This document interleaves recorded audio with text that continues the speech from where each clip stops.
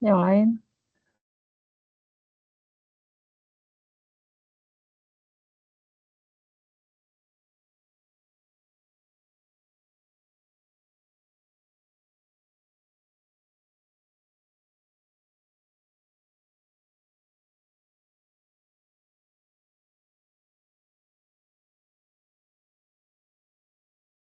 Mudah-mudahan kita tidak terkendala signal ya. Dari kemarin signal juga kurang bagus ya.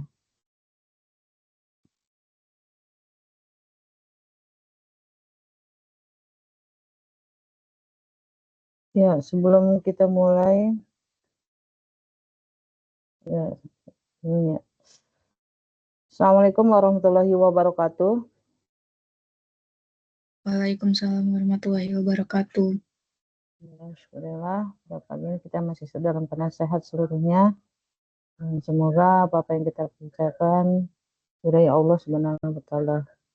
Sebelum kita mulai perkuliahan, mari kita sama-sama membaca Al-Fatihah. Audrey coba dipimpin teman-temannya.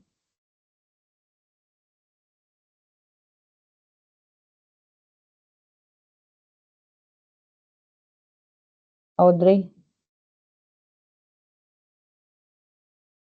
Iya, Ibu.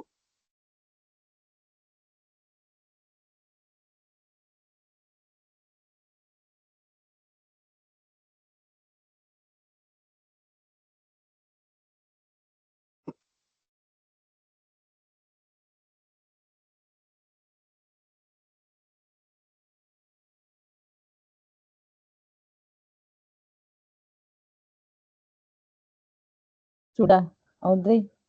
Nggak kedengaran. Oh, saya yang pimpin, Ibu. Maaf, tidak terdengar. Baik, teman-teman, untuk memulai kita pada hari ini, karena kita baca Al-Fatihah bersama-sama di dan keajaran kelas hari ini. Bismillahirrahmanirrahim. Al-Fatihah.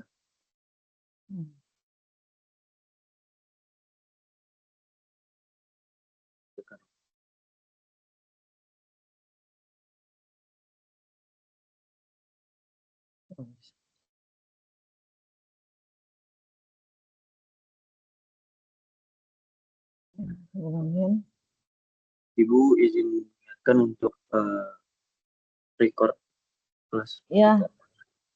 Siap. Ini Bu dari Audrey juga bisa record ya? Sebentar, Ibu, saya coba. Ibu udah record. Nanti Ibu share di itu ya, karena HP tuh hang terus. Oh, iya, Bu. Jadi nanti sudah record. Iya. Kemarin lupa ya. Jadi karena hang, jadi kita nih berusaha untuk memanfaatkan Teams ya. Jadi segala sesuatunya ada di sana, termasuk materi dan juga nanti tugas dan juga nanti UTS dan UAS juga nanti melalui Teams aja. Jadi kita memanfaatkan sarana yang disediakan oleh UIN ya. Kemudian ya, Ibu juga masih meraba-raba sebetulnya, masih belajar gitu memanfaatkan Teams gitu ya. Seharusnya kita ada pelatihannya dari Pusdipanda gitu. Mungkin di antara Anda pernah mengikuti gitu kan. Kalau nggak salah waktu itu beberapa waktu yang lalu ada dari pelatihan pemanfaatan Teams untuk mahasiswa gitu. Nah ini Ibu diinfokan sama teman gitu, udah pakai Teams aja, di sana bisa semacam kayak Google Classroom gitu segala macam. Oh, saya pikir hanya untuk kayak semacam nge-Zoom aja, ternyata enggak, di sana banyak fitur-fitur yang mungkin kita belum paham ternyata, tetapi bisa kita manfaatkan untuk pembelajaran seperti itu. Oke, baik. Oh iya, sebelum Ibu lupa juga, nanti berarti minggu depan itu Pak Yogi ada nggak di sini ya? Minggu depan itu Pak Yogi dan para mahasiswa semua kita belajar dengan Bu Arum ya, Arsiparis UIN Jakarta, hari Rabu. Audrey udah diinfokan ke teman-temannya? Sudah, Ibu, sudah saya infokan di hari Rabu. Oke, hari Rabu jam Selasa itu nggak bisa, ternyata tempatnya itu dipakai gitu. Jadi kita ganti hari menjadi hari Rabu jam 9. Moga-moga Anda semua dapat hadir gitu ya. Nanti diurus aja nanti surat undangan dan sertifikat gitu ya untuk Bu Arumnya Bu. ya. Iya.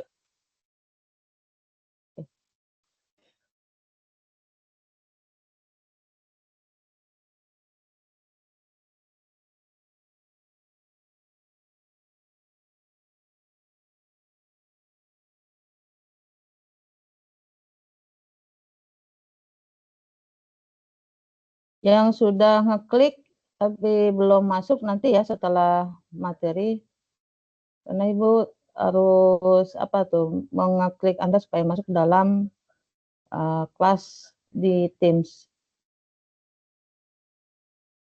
Ini terlihat kah?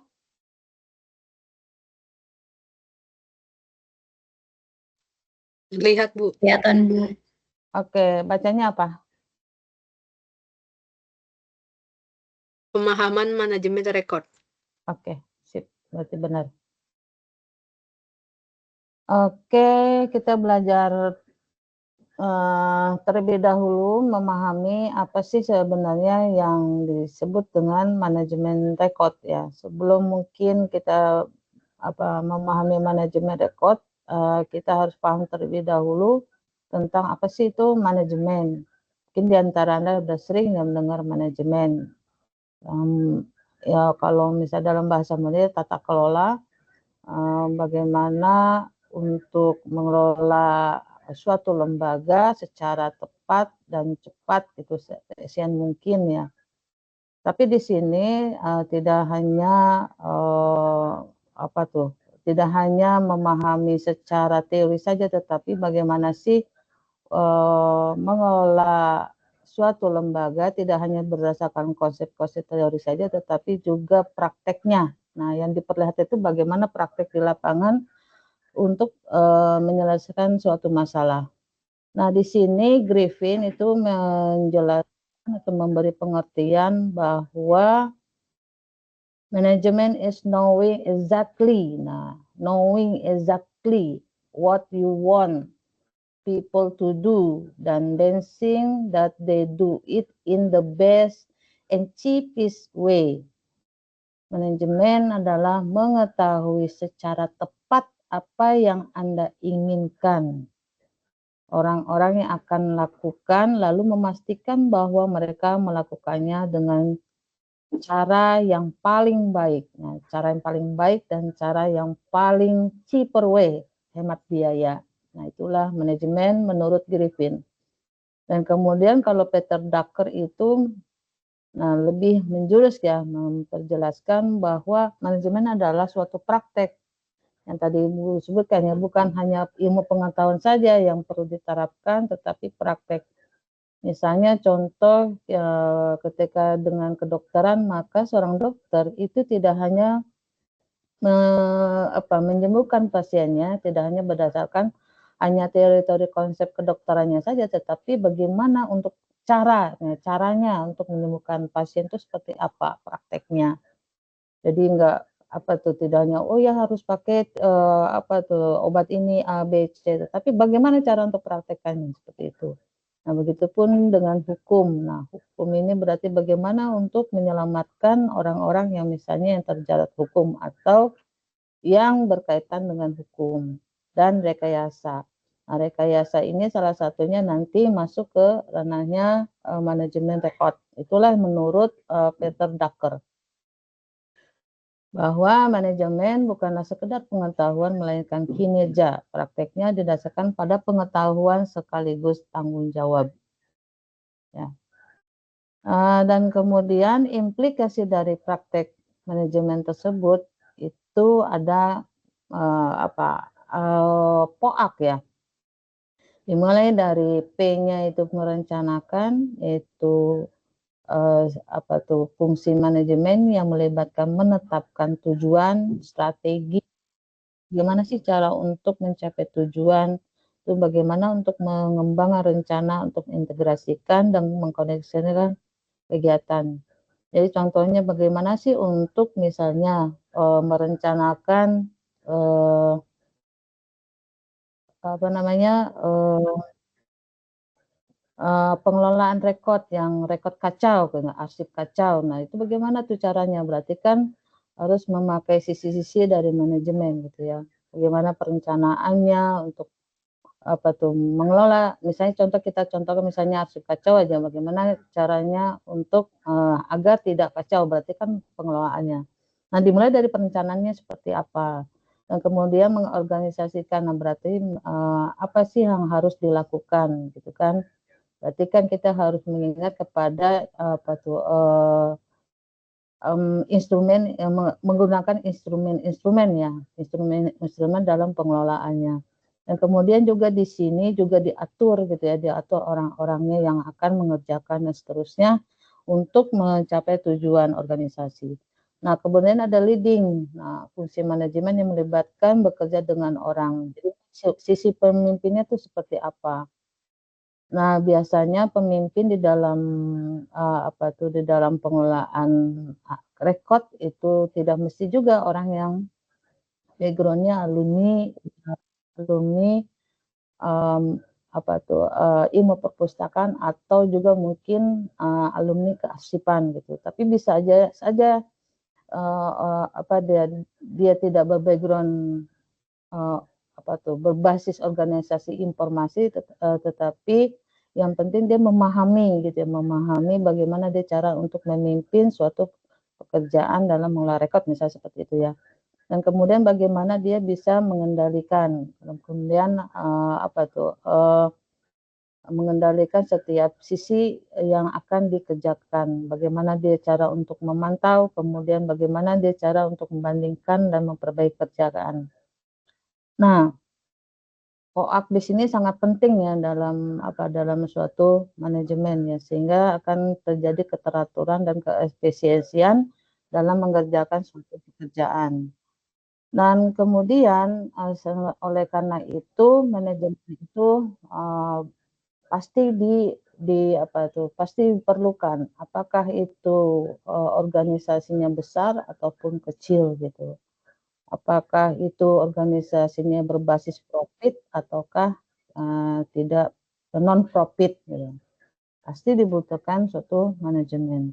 Nah, kalau begitu bagaimana dengan di bidang kita ya, di bidang kita, bagaimana sih cara untuk mengelola rekod-rekod yang ada di lembaga misalnya. Nah, kalau menurut dari PEN ya, PEN dan kawan-kawan, ini dalam bukunya Manajemen Rekod, rekod is logical and practical approach. Artinya adalah manajemen rekod adalah pendekatannya logis, di bawahnya ada tuh ya bahasa Indonesianya biar Anda juga mudah gitu ya memahami. Manajemen rekod adalah pendekatan yang logis dan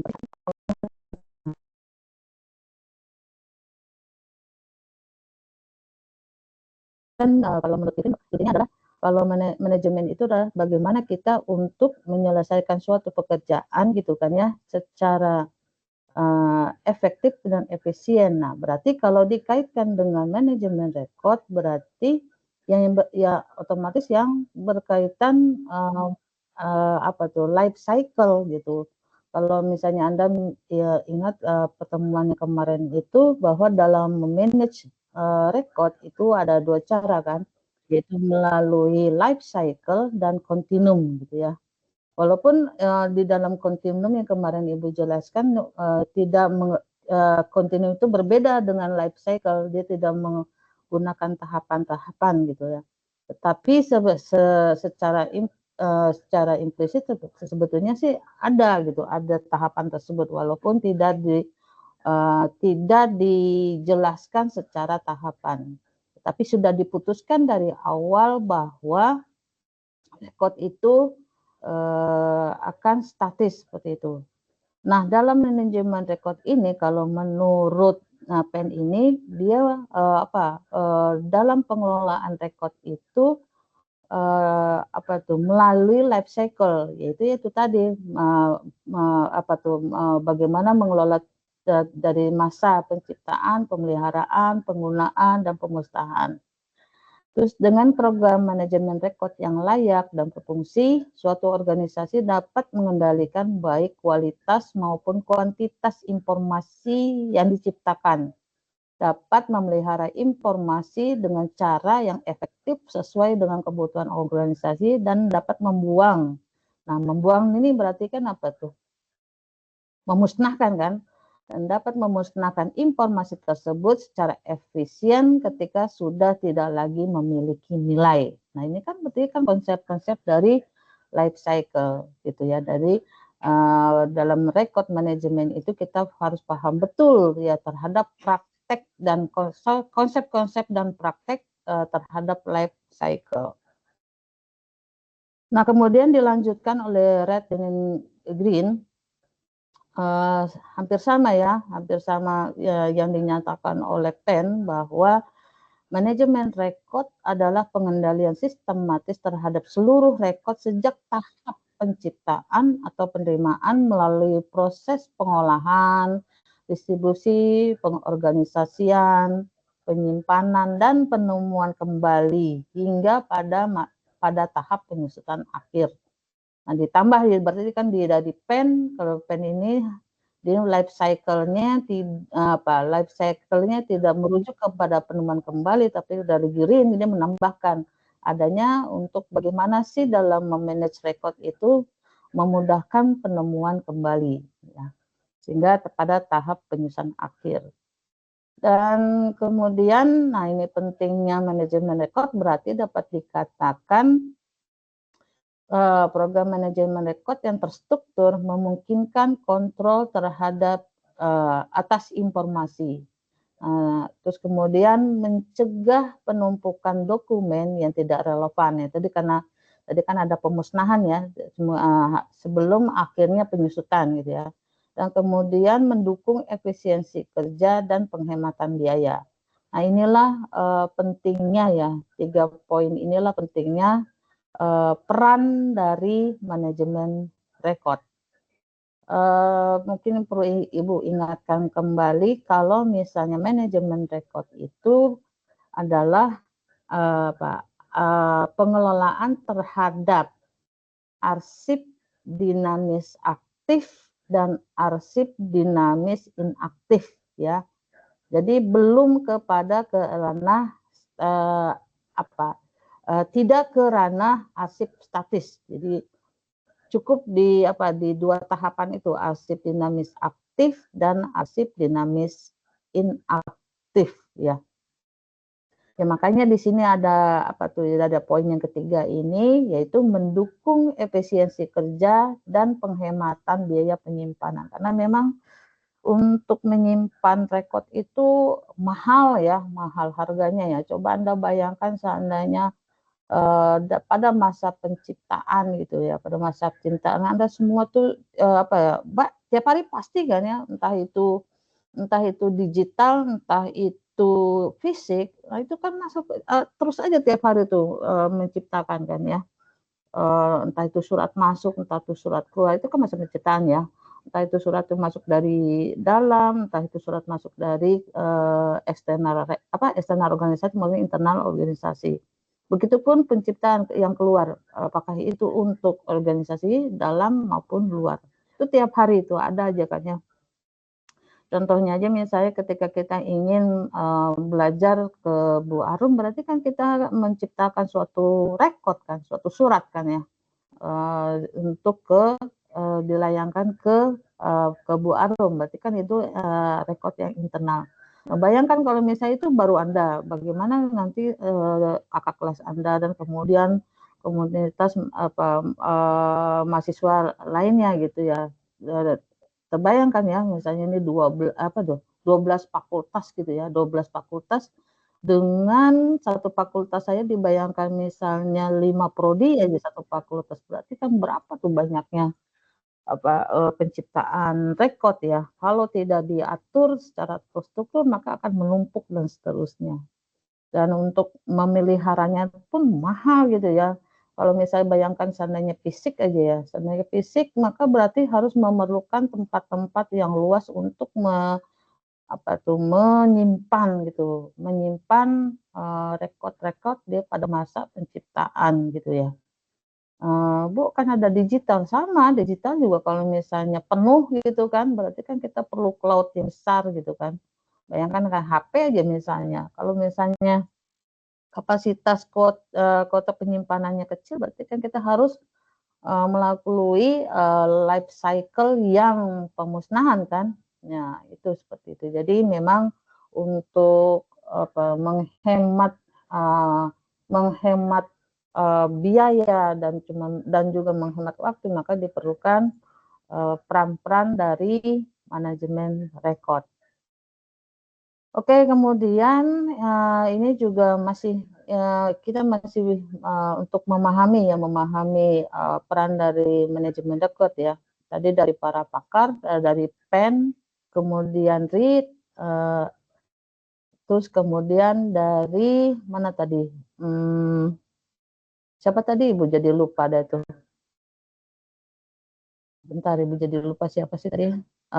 PEN, REIT dan GIN, baru PEN sama REIT dan GIN ya. Dari Kennedy juga sebenarnya ada sih. Cuman Ibu belum nggak cantumkan di sini. Dan kemudian ini menurut ISO 15489 Part 1 ya. ISO 15489, ingat ya, ini merupakan suatu standarisasi berbasis internasional gitu ya, dalam mengelola manajemen rekod. ISO itu menyatakan bahwa record management is as a file of management responsible for the efficient and systematic control of the creation, receipt, maintenance, use, and disposition of record, including process for capture and maintaining evidence of and information about business activity. Nah, ini penekanannya adalah di sini business activity, jadi aktivitas bisnis dan transaction in the form of the record. Nah, artinya bahwa manajemen rekod itu didefinisikan sebagai suatu bidang. Nah, ini suatu bidang manajemen gitu kan, yang bertanggung jawab atas pengendalian yang efisien dan sistematik terhadap, nah ini life cycle lagi kan, efisien dan sistematis terhadap masa penciptaan, penerimaan use kan, pemeliharaan, penerimaan, pemeliharaan, penggunaan, use, dan penyusutan rekod. Termasuk proses untuk menangkap, capture itu menangkap, ya menangkap artinya menangkap dari berbagai media ya, berbagai media. Jangan lupa kalau rekod itu tidak hanya fisik ya, tapi juga bisa juga dalam digital gitu ya, atau juga mungkin kalau misalnya rekodnya itu rekod musik kan berarti kan medianya berbeda gitu kan, pakai rekod musik gitu ya, dan memelihara bukti serta informasi mengenai aktivitas dan transaksi bisnis dalam bentuk rekod. Nah, kalau di ISO ini lebih jelas sebetulnya penekanannya, intinya adalah manajemen rekod itu suatu bidang manajemen yang bertanggung jawab terhadap life cycle-nya, ibaratnya bundahnya gitu kan, life cycle-nya suatu rekod secara efisien dan sistematis ya, yang di-capture dan dipelihara sebagai bukti transaksi bisnis ya,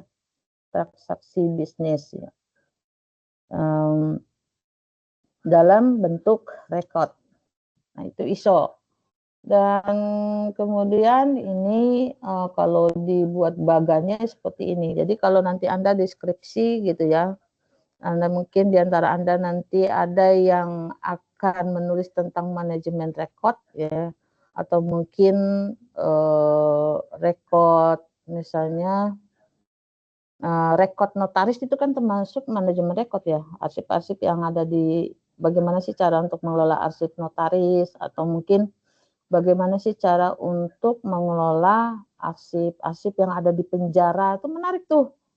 Kayaknya aku belum pernah dengar juga tuh ya. Kalau notaris kayaknya sudah ada tuh. Ibu pernah baca di repositori yang bimbing Bu Nurul kalau nggak salah. Tapi kalau arsip penjara tuh kayaknya belum pernah tuh. Mungkin Anda yang belum gitu ya, yang belum menulis gitu, masih pusing-pusing cari judul, coba aja coba arsip penjara tuh atau rekod ya bahasanya ya. Kalau mereka mungkin nggak paham rekod mungkin ya. Mereka mungkin paham sih paham rekod, cuman mungkin lebih populernya kan arsip gitu ya. Arsip-arsip penjara tuh gimana sih cara untuk mengelolanya kan gitu ya.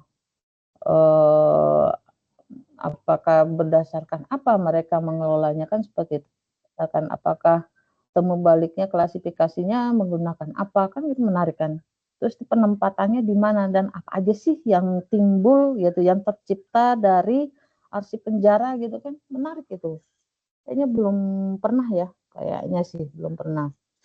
Nah, kalau misalnya nanti di antara Anda ada yang mengkaji tentang itu, ya apapun itu ya lembaganya. Nah, ini kalau misalnya untuk membuat suatu bagan dari life cycle bisa mengacu kepada read and gain.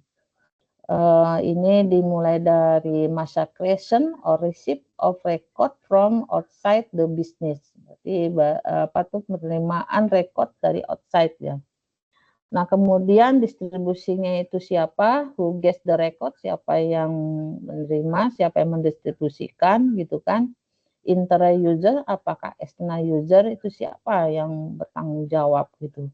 Dan kemudian ketika use penggunaan decision reference incur legal requirement. Nah, memutuskan gitu apakah dimanfaatkan atau tidak. Dan kemudian nah ini maintenance, store, file, retrieve, protect. Nah, di sini sebenarnya dari masa use di sini menuju ke maintenance ini ada beberapa tahapan yang harus dikerjakan ya. Penentuan-penentuan menuju maintenance ini sebetulnya agak banyak cerita atau banyak tahapan-tahapan yang perlu diputuskan.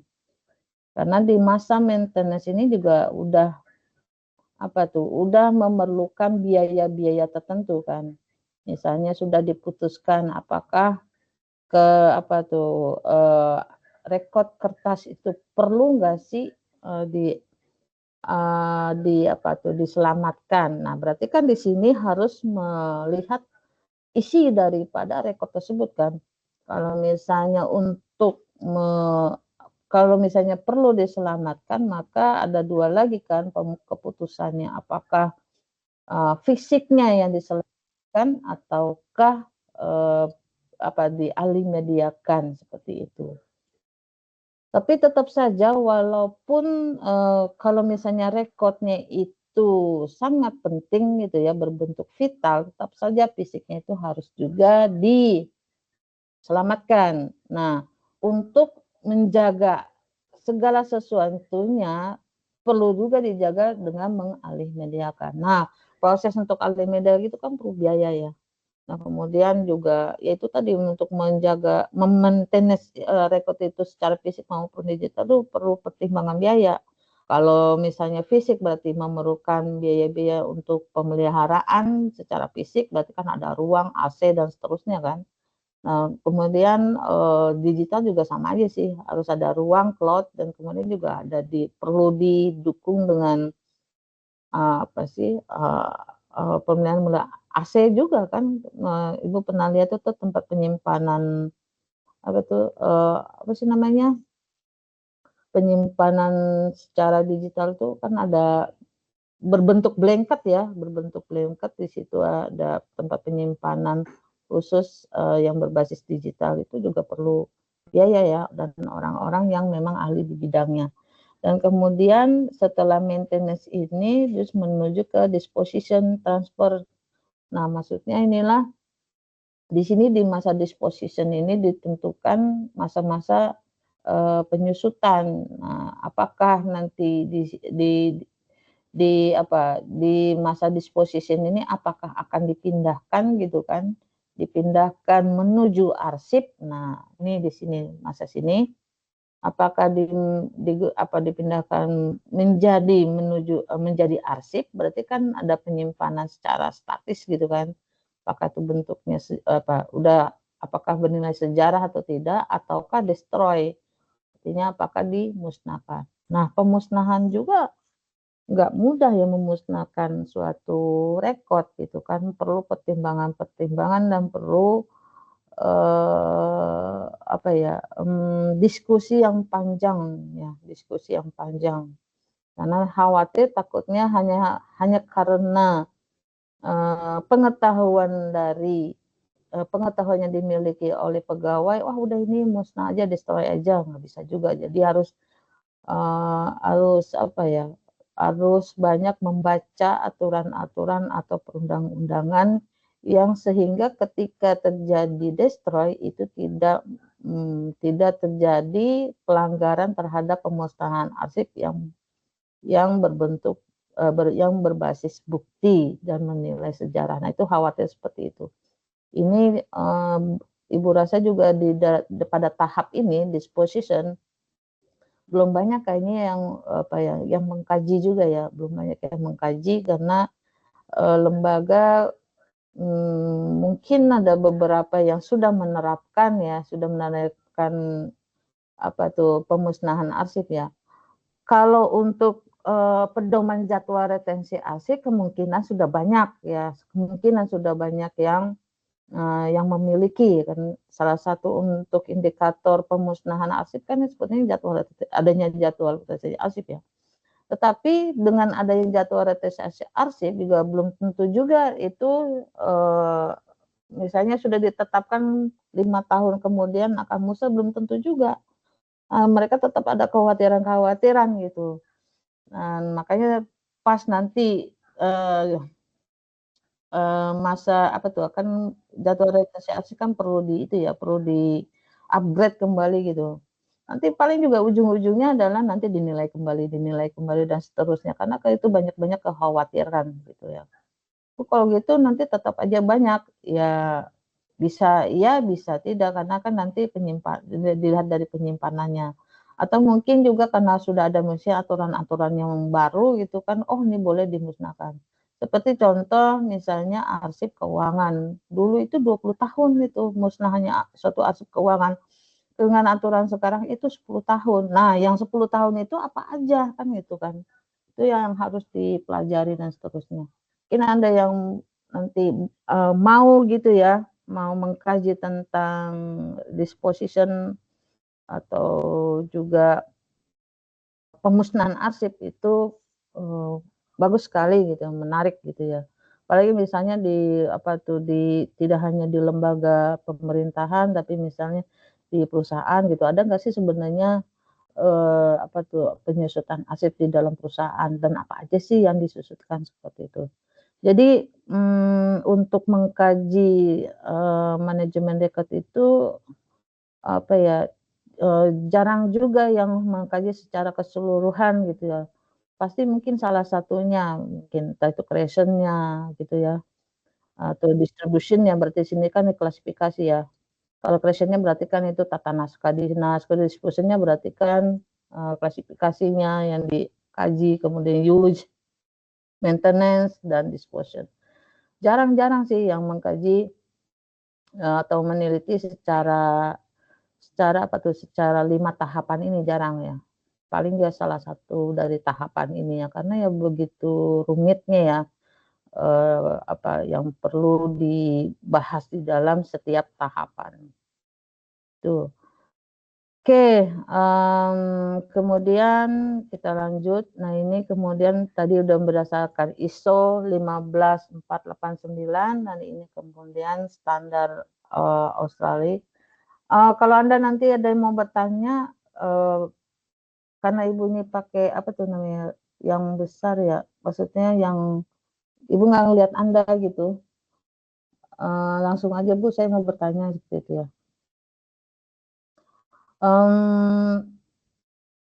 Jadi tidak mesti juga materi habis lalu nanti Anda bertanya. Oke, Ibu lanjutkan. Ada yang bertanya sampai sini?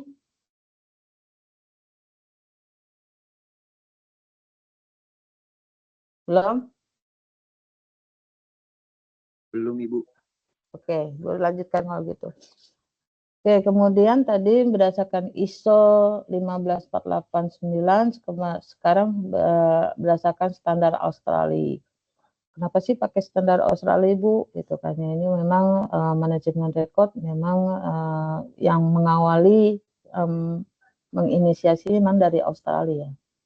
Nah, itu menyatakan bahwa manajemen rekod sebagai disiplin dan fungsi organisasi dalam mengelola arsip. Nah, dia menggunakan kata arsip di sini ya, untuk memenuhi kebutuhan operasional bisnis, persyaratan akuntabilitas dan harapan masyarakat. Itu kata standar Australia. Di intinya adalah manajemen rekod berkaitan dengan memastikan bahwa aktivitas bisnis didokumentasikan dengan tepat, ya, dalam organisasi serta merancang dan menerapkan semua sistem, prosedur, dan layanan terkait. Artinya standar Australia ini melihat dalam manajemen rekod, selain dia melihat aktivitas bisnis dari suatu organisasi dan didokumentasikan, tapi juga sudah mengingatkan bahwa dalam mendokumentasikan itu organisasi itu perlu membuat standar dan sistem dan bagaimana melayaninya. Nah itu ya. Jadi dia udah mengingatkan di sini ya. Kalau tadi kan ISO kan hanya bilang secara efektif dan efisien gitu ya, dari masa pengelolaan, dari masa penciptaan hingga masa penyusutan untuk memenuhi bukti dari bukti kegiatan dari satu organisasi. Nah, tapi kalau standar Australia udah mengingatkan, iya boleh mendokumentasikan suatu kegiatan, tetapi jangan lupa gitu, organisasi juga perlu merancang dia dari awal, merancang dan juga sudah dirancang dan diterapkan gitu, karena banyak juga organisasi itu sudah sudah merancang, sudah membuat, tetapi tidak diterapkan. Nah, di dalam standar ini mengingatkan, udah dibuat ya harus diterapkan. Gitu.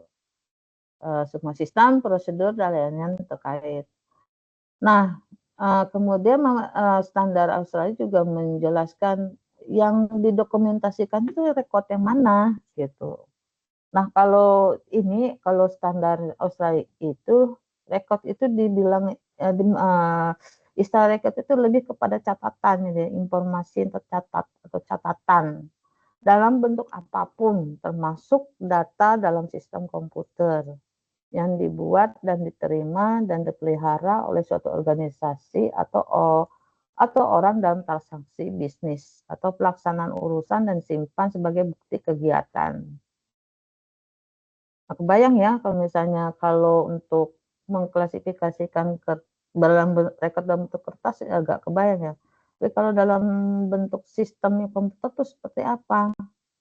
Nah, ini juga mungkin kalau Anda yang suka dengan apa ya, dengan TIK ini mungkin bisa menjadi suatu kajian Anda juga gitu ya. Gimana sih cara untuk mengklasifikasikan data lah gitu, signifikan gitu. Nah, terus kemudian dalam standar Australia ini juga mengingatkan gitu bahwa dari awal itu sudah organisasi itu atau lembaga itu sudah paham betul gitu, sudah paham betul informasi catatannya itu untuk apa dibuat dan mengapa disimpan. Itu udah harus paham gitu. Oh, ternyata rekod atau informasi tadi yang saya buat ini untuk keperluan dinas misalnya seperti itu. Kenapa disimpan? Oh, ternyata untuk nanti jadikan acuan regulasi, acuan pembuktian atau acuan sejarah. Nah, dia udah jelas gitu. Jadi dari awal tuh pengelola rekod tuh udah paham betul gitu. Kenapa sih ini diciptakan dan kenapa sih ini disimpan gitu. Dan untuk apa gitu udah jelas. Udah paham betul gitu. Misalnya undangan itu kan tercipta kan, itu juga rekod juga ya. Undangan perkawinan yang biasa ditaruh di meja masing-masing pegawai gitu. Kan jelas dia ya diciptakan untuk mengundang seseorang untuk datang kan gitu ya. Tetapi kita juga harus jelas juga, paham juga apakah itu akan disimpan ataukah tidak kan seperti itu. Nah, kalau sudah dia jelas, oh ternyata memang ini diciptakan tetapi tidak disimpan gitu, misal seperti dia udah jelas penggunaannya. Jadi dari awal tuh udah paham betul dia ya. Dan kemudian kalau misalnya rekod itu dibuat, itu udah jelas dia sudah paham betul, oh ini ternyata untuk mendukung aktivitas bisnis dan disimpan sebagai bukti aktivitas lembaga gitu. Contohnya misalnya undangan untuk menghadiri pelantikan, misalnya pelantikan pejabat misalnya gitu. Apakah undangan pelantikan pejabat itu diciptakan, apakah nanti terus kemudian disimpan untuk mendukung fungsi bisnis dari lembaga? Kalau enggak ya sudah kan berarti gitu ya. Kalau ya sudah berarti ya nanti ya bisa diasumsikan sementara gitu ya, diasumsikan sementara berdasarkan keilmuan yang dimiliki oleh pengelola, oh ini musnah gitu kan. Tidak mendukung tidak untuk mendukung sebagai bukti lembaga gitu. Tapi kalau misalnya SK pendirian prodi, oh dari awal udah pas. Bukan SK-nya aja yang menjadi bukti pendirian prodi, tapi dari masa tahapannya itu loh, dari masa proposal. Itu kan sebelum menjadi SK kan banyak tuh rangkaian-rangkaian penciptaan dari suatu rekod kan. Misalnya sebelum proposal pun misalnya ide-ide dari ide-ide dari para pemikir pendirian suatu prodi, misalnya prodi ilmu perpustakaan tuh ide-idenya kenapa itu semua itu harus disimpan. Karena ini kan jelas kan di dalam standar Australia. Informasi tercatat dalam bentuk apapun media kan, termasuk data. Nah, kalau masih bahasanya data di sini, kalau ini kan dalam sistem komputer ya. Kalau kita menerjemahkan data di sini tidak hanya dalam bentuk hasil finalnya suatu rekod aja, bukan. Tapi dimulai dari ide itu juga kan data kan. Nah, AIDA is data gitu kan. Itu juga harus beda sama explicit knowledge ya, beda lagi ya, implicit ya. Explicit knowledge beda lagi ya. Knowledge pengetahuan yang ada hanya di pikiran individu, beda lagi. Tetapi ketika ide itu dilontarkan kemudian tercatat, nah itu yang menjadi data masukan sehingga menjadi suatu proposal. Nah, terus kemudian kemudian di proposal terus kemudian ditaikkan lagi menjadi diajukan sehingga menjadi suatu draft dari pendirian prodi. Itu semua tuh rangkaian-rangkaian itu disimpan. Nah, kalau Anda tertarik sama itu, coba Anda nanti yang pernah Ibu lihat itu di Andri itu perjalanan rekod ya dari masa awalnya penciptaan itu tentang pendirian UIN, tentang pendirian UIN Jakarta. Itu lengkap banget di sana di Andri itu. Bagaimana perdebatan ya, bagaimana perdebatan dan masukan dari para pondasi pemikir UIN kita itu salah satunya Prof. Azumadi Azra, itu semuanya ada di sana. Terus bagaimana dukungan dari Kementerian Agama untuk terciptanya berdirinya UIN ada di sana. Itu bisa dijadikan bahan kajian itu. Luar biasa itu, maksudnya kalau misalnya Anda ingin mengkaji itu belum, rasanya Ibu rasa belum ada itu yang mengkaji itu, belum ada. Nah, itu datanya itu ada di Andri seperti itu. Jadi artinya kalau ini jadi lebih detail lagi ya, data pun ya itu harus yang dibuat dan diterima itu wajib dipelihara oleh suatu lembaga. Oke, nah kemudian manfaat pengelolaan arsip ya, Ibu lupa nih rekod seharusnya bagi organisasi. Yang pertama adalah melaksanakan kegiatan secara tertib, efisien, dan akuntabel.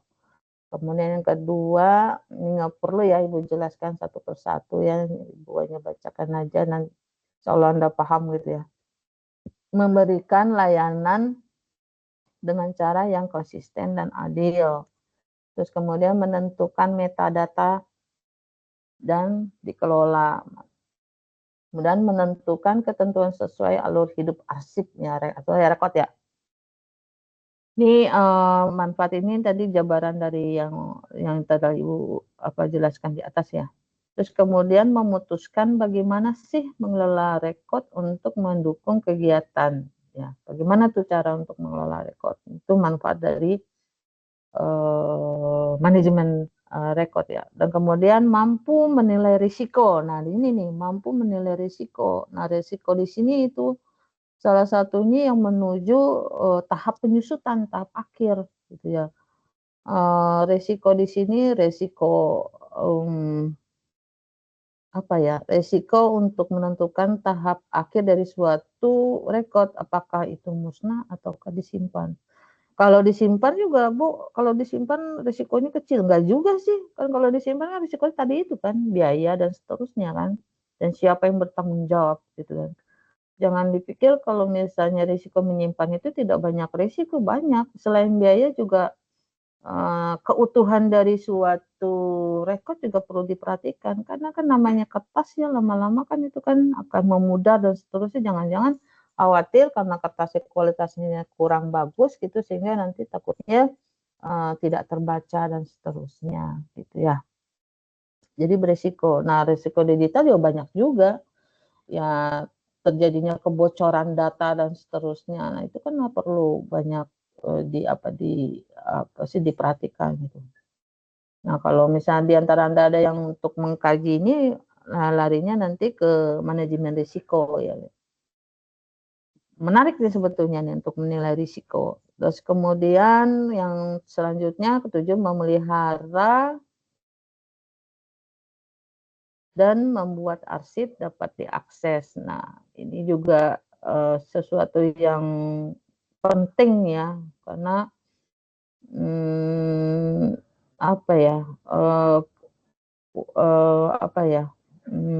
kalau misalnya di timing gitu, dibuat suatu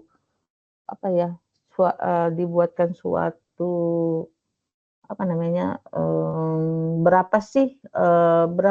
berapa lama sih seorang petugas arsip Paris ya, seorang arsiparis atau petugas arsip itu menemukan arsip ketika dibutuhkan.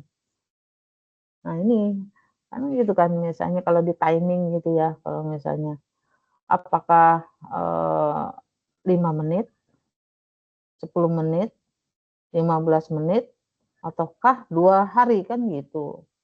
Nah ini kan perlu ya dibuat suatu rancangan agar mudah gitu. Mudahnya kan pakai digital aja, belum tentu juga.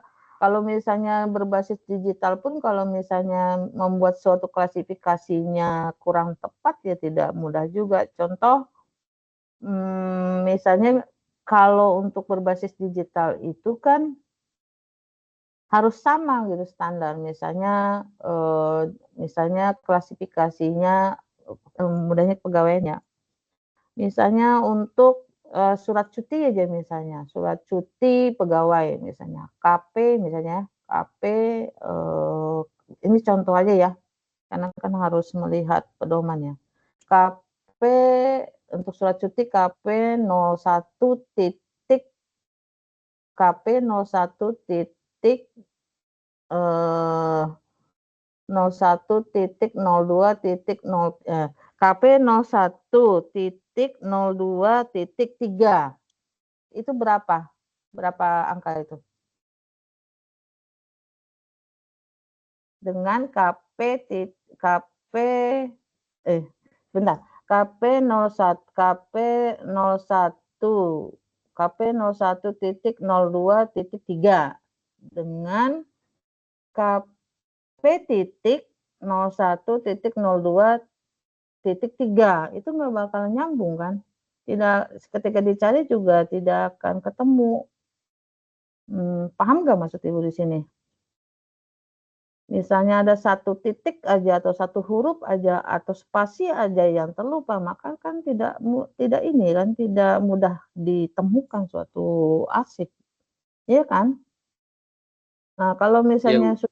iya kan, kalau misalnya udah ini kan KP 1, KP 2 kan, KP, 01 KP 01 4 kan, titik 5, 02.7.8, 3. Nah, 9 kan, 9 digit. Tapi misalnya Anda ketik KP titik 01 titik 02 titik 3, 10. Nggak ketemu juga kan gitu. Ya kan, jadi bukan ada itu Bu, misalnya Anda menyebutkan konsep dari apa sih namanya tuh, indeks. Nah, kalau misalnya ada indeks di dalamnya itu mudah. Udah aja cari misalnya, kata kuncinya adalah, surat cuti misalnya, kan itu mudah misalnya. Tapi jarang-jarang juga kan suatu, software gitu ya, suatu software rekod yang ada indeksnya, kan jarang-jarang kecuali Google ya, kecuali Google. Coba AIS deh misalnya contoh, AIS kita evaluasi misalnya. Ada nggak sih indeksnya?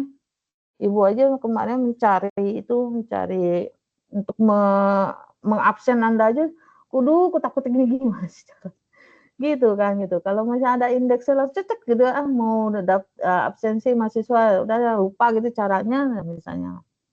Tinggal tulis aja misalnya absensi mahasiswa 7C.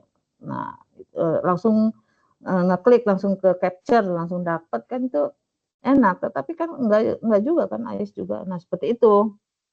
Jadi memang perlu apa ya, perlu pembenahan atau perlu penerapan ya sebagaimana yang dinyatakan oleh standar Australia, bahwa tidak hanya memikirkan untuk meng-capture suatu rekod itu sebagai bukti transaksi, tetapi buat juga dong pedomannya gitu, seperti itu. Ini mau mati sebentar.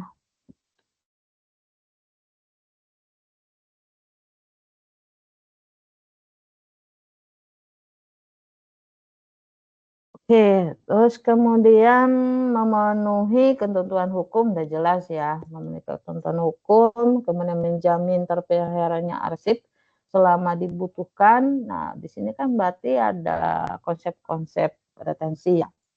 Kemudian menjamin keamanan lingkungan arsip. Nah, di sini berarti konsep-konsep dari tahapan maintenance. Kemudian mengidentifikasi dan mengevaluasi penempatan arsip sehingga terciptanya efisiensi dan efektivitas pengelolaan arsip. Jadi ternyata dalam pengelolaan arsip itu perlu ya mengevaluasi dan perlu juga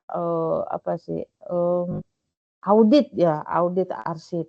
Nah, kemarin itu Bu Arum itu sedang diaudit arsipnya. Nanti Anda tanya tuh, kalau Ibu lupa nanti coba Anda nanti kalau ada sesi pertanyaan, Bu kemarin bukan Bu kemarin ya, Bu perlu nggak Bu audit arsip itu perlu nggak sih, dan itu apa sih audit arsip? Nah, coba Anda tanya itu.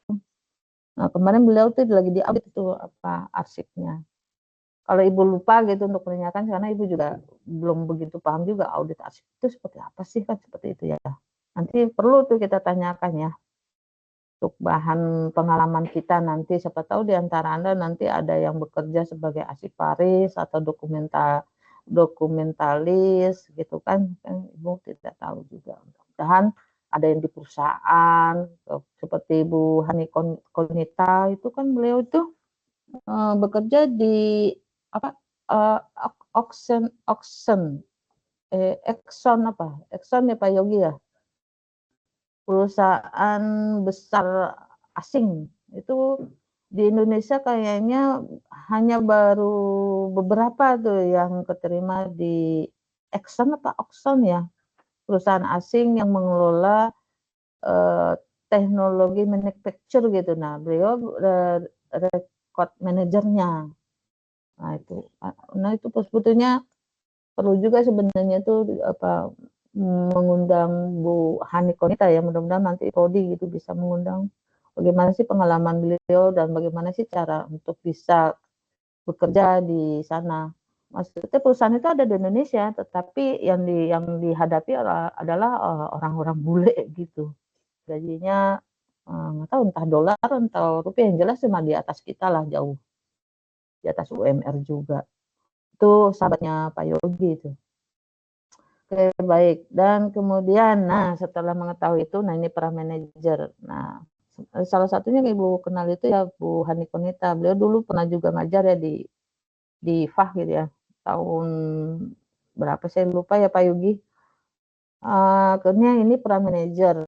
Nah, di dalam organisasi itu ada dua sebenarnya, ada dua manajer ya. Yang satu manajer secara umum, misalnya itu kalau kita pahami atau kita ketahui ya, itu misalnya kabak ya, kepala bagian, itu manajer umum ya. Dia itu kabak ya di lingkungan, kalau di UIN itu kita analogikan sebagai kabak ya.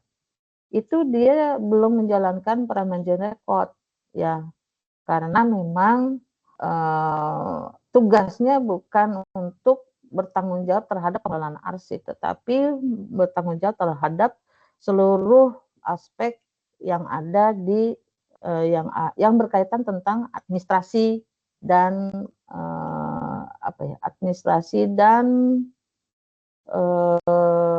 keselamatan lingkungan. Makanya ada yang fungsinya ada ada umum, terus kemudian ada keuangan, ada kepegawaian, umum, keuangan, kepegawaian, satu lagi akademik. Nah itu mereka disebut sebagai manajer umum. Nah kalau manajemen rekod dia khusus ya.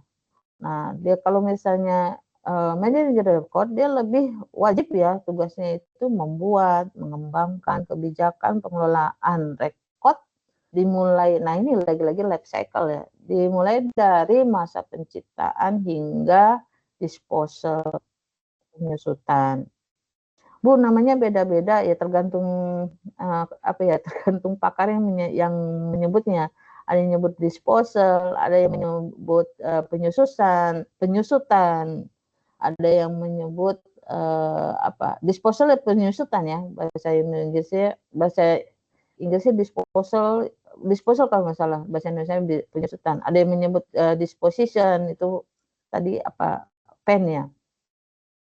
Nah dan bekerja sama dengan unit lain dalam hal pengelolaan rekod. Ya, intinya manajer rekod itu beda dengan manajer pada umumnya, dan manajer umum beda dengan manajer rekod. Dia khusus gitu ya, dia khusus untuk membuat, mengembangkan, bekerja sama atau apa ya, mendukung dalam pengelolaan rekod dari mulai masa kecintaan hingga disposal atau penyusutan.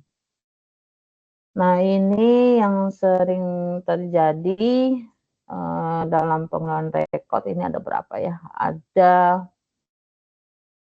6. Tapi nanti Anda menambahkan boleh ya. Menambahkan boleh, Bu, enggak itu aja sih, yang lainnya juga ada gitu misalnya. Misalnya yang pertama ini yang pada umumnya ya. Yang pada umumnya kebutuhan ruangan yang tadi Ibu telah sampaikan ya. Masalah keuangan itu masalah krusial bagi suatu lembaga ya. Karena tidak banyak juga suatu lembaga itu memiliki khusus untuk penempatan rekod ya, penempatan rekod. Biasanya udah itu mah urusannya tata usaha. Karena kan kalau kita mengacu kepada konsep-konsep rekod tata usaha itu kan hanya pada ranahnya tahap penciptaan kan. Nah, kalau misalnya maintenance hingga penyusutan itu kan tidak di tata usaha kan gitu kan. Malah justru rekod-rekod yang ada di tata usaha kan harus dipindahkan kan gitu ya ke record center gitu kan, record center yaitu yang yang dimulai dari tahapan maintenance hingga penyusutan menjadi permasalahan. Ya, jangan jauh-jauh, contohnya misalnya di UIN kita aja deh, coba yang punya rekod unit rekod center tuh fakultas mana coba? Nggak banyak kan. Contohnya misalnya apa aja, kalau nggak salah kan udah diinisiasi oleh Bu Hikmah ya, coba Anda itu kembangkan itu record center. Siapa tahu nanti menjadi embrio gitu ya, embrio terciptanya unit lembaga kearsipan ke depannya kan gitu. Apa tuh, kan di UIN kan belum ada kan. Jadi kalau misalnya jadi, wis ini bagus nih, udah sesuai standar dan juga ada sisi keamanan, pemilihan dan seterusnya, boleh dicontoh nih record center yang ada di FAH. Nah itu kan menjadi apa ya, menjadi suatu embrio ke depannya, akhirnya nanti dicontoh oleh fakultas-fakultas lain seperti itu. Coba Anda kalau yang berminat gitu mungkin ada yang aktif gitu ya di rekod kalau nggak salah ya, coba lebih ditingkatkan lagi gitu. Dan yang keduanya kalau di fakultas SPS ya, SPS itu ada dia ruangannya khusus kalau nggak salah di lantai 3 kalau nggak salah ya, antara 2 apa 3 gitu, 3 kalau nggak salah ya. Nggak tahu dulu, lupa Ibu, antara 2 dan 3 itu ada dia ruang rekod, tapi dia tidak menyebut record center sih, cuman apa ya, ruang penempatan rekod gitu, ruang arsip kalau nggak salah gitu. Di dalamnya itu hanya apa ya, hanya lemari-lemari, kemudian lemarinya juga masih berantakan gitu. Tahu ya sekarang ya, waktu itu beberapa waktu yang lalu Ibu ke sana masih belum tertata gitu. Tapi minimal mereka ada gitu ruangannya. Nah, kalau misalnya fakultas lain yang Ibu lihat ya apa ya, ada tetapi hanya di ruang tata usaha. Nah, ini juga bisa menjadi ini kan kajian Anda juga gitu kalau misalnya Anda suka dengan tata ruang misalnya, kan bisa dilihat dari sisi kearsipan gitu. Maksudnya gimana sih tata ruang atau layoutnya unit kearsipan yang ada di fakultas kan gitu ya. Atau nanti jadi masukan gitu ke depannya, oh ternyata memang perlu gitu loh. Perlu record center untuk di setiap fakultas. Kan menarik gitu. Udah banyak ya nih ya permasalahan yang perlu ya, bagi Anda yang belum ini ya, yang belum apa, yang punya ide nulis gitu. "Ah, Bu, itu mah udah kurang ini, Bu, nggak update di era now mah lebih ke misalnya, lebih ke apa, digital." Enggak juga, kalau misalnya judulnya itu menarik, misalnya inovasi suatu, inovasi suatu inovasi kearsipan gitu misalnya contoh, inovasi kearsipan dalam memelihara arsip melalui record center, gitu kan bisa kalau itu kan bisa kan gitu. Kan inovasi juga kan dalam lembaga ruang record center kan berarti ada suatu care gitu, kepedulian dari satu lembaga untuk memelihara arsip. Itu kan bisa menjadi bahan kajian juga. Terus yang keduanya, mahalnya sarana dan prasarana. Nah ini, memang ya kalau untuk kearsipan tuh mahal ya, ya bayangin aja, jangan lihat ini ya, jangan lihat, apa sih, outner itu mah murah ya. Tapi kan kalau yang standar itu kan roll opak kan gitu. Standar untuk, menyimpan arsip itu kan roll opak, bukan outner seperti itu kan. Sebenarnya kalau outner itu kan sebenarnya hanya ditempatkan di, apa tuh, di tata usaha kan. Tapi kalau outner itu sorry, kalau roll opak itu kan adanya di ruang khusus gitu kan, ruang khusus dan ya bisa, kalau nggak salah di, mmm, apa ya, kalau nggak salah di record center-nya kan udah ada ya, apa itu, roll opak gitu loh, itu loh, apa, lemari yang bisa digeser-geser, yang memiliki yang standar tahan dari apa namanya, tahan dari kebakaran gitu. Tahan banjir enggak, Bu? Kalau tahan banjir nggak tahu juga ya.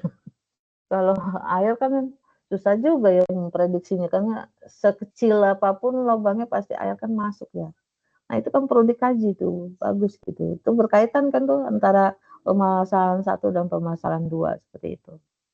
Nah yang ketiganya sulit diorganisasikan untuk temu kembali yang efektif. Nah iya, udah ada klasifikasi, tapi nggak diterapkan. Nah itu tadi yang tadi dinyatakan oleh standar Australia. Udah dibuat nih, ya kan, ayo dong organisasi buat nih, rancangan instrumen-instrumen klasifikasi misalnya, tapi nggak digunain. Nah untuk apa gitu, seharusnya kan digunain. Nah ini juga penting kan, kalau perpustakaan udah jelas lah, kalau perpustakaan kan, eee, apa, klasifikasinya kan di DC kan, 000 sampai 900, mau di perguruan tinggi, sekolah, lembaga, organisasi, atau perpustakaan swasta mungkin sama aja, pakai DDC ya, atau mungkin pakai UDC, atau pakai CC, yang jelas mereka sudah ada gitu loh. Tapi kalau untuk, apa, kearsipan kan beda-beda gitu. Nah ini juga ini menarik dikaji kan sebenarnya, perbedaan-perbedaan temu balik, retrieval information of archive misalnya, kan menarik tuh. Oke, dan kemudian, oh iya kalau misalnya ditemu balik efek, kalau misalnya contoh kasus-kasus misalnya ada di lingkungan kita gitu, eee, apa ya, untuk menilai mereka mudah temu balik indikatornya apa sih? Ya itu tadi kalau dalam waktu 5 menit ketemu ya itu berarti kan klasifikasi yang digunakan itu kan efektif kan kayak itu. Dan kemudian sulit ditemukan pada saat dibutuhkan, hampir sama ya. Menengah atas, kemudian pengelolaannya membutuhkan pekerjaan yang intensif, waktu yang lama dan mahal. Nah ini memang, apa ya, membutuhkan waktu yang lama. Ya kan, ya itu tadi kan kalau Anda perhatikan yang Ibu jelasin karena dalam menentukan setiap tahapan dari life cycle kan itu tidak, apa ya, tidak mudah.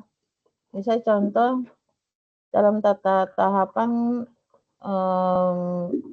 apa tuh namanya, tahapan penciptaan. Berarti kan dalam menentukan dalam tahapan penciptaan itu kan sudah seharusnya menentukan klasifikasi kan.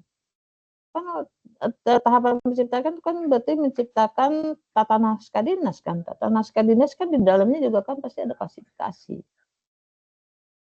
Tetapi tidak ada retensi ya. Jadi kayaknya sih di situ sepaman Ibu ya. Karena nanti besok Bu Arum akan memperlihatkan kepada kita pedoman tata naskah dinas ya, TND dan klasifikasi gitu ya. Itu kan membutuhkan waktu panjang, kali lebar ya, pembahasan yang luar biasa untuk menentukan itu. Gunanya apa? Jangan sampai nanti sudah kita buat, kemudian pas diterapkan itu malah nggak ketemu, malah nggak standar, nggak sinkron. Nah itu kan yang bahaya seperti itu. Yang juga itu membutuhkan biaya ya. Oke, dan kemudian rekod hilang atau musnah. Nah ini rekod hilang musnah ini kan lebih bahaya lagi ya, apalagi di dalam undang menyatakan bahwa ketika sengaja atau tidak sengaja kan tetap ya ada sanksinya ya. Kalau ringan 250 juta kalau nggak salah menurut undang-undang. Dan Bu ada nggak sih, misalnya Anda bertanya, Bu ada nggak sih karena kehilangan rekod di penjara gitu? Menarik ya kalau misalnya ada seperti itu ya, misalnya dikaji gitu ya. Ada nggak sih selama ini kasus-kasus yang ada di Indonesia ini, kasusnya berkaitan tentang rekod hilang? Nah itu kan perlu dikaji kembali ya. Yang ada mungkin yang kayak tahun kemarin itu, kebakaran apa itu namanya, departemen kehakiman apa ya, departemen apa tuh? Nah itu gimana tuh sanksinya kalau misalnya kebakaran?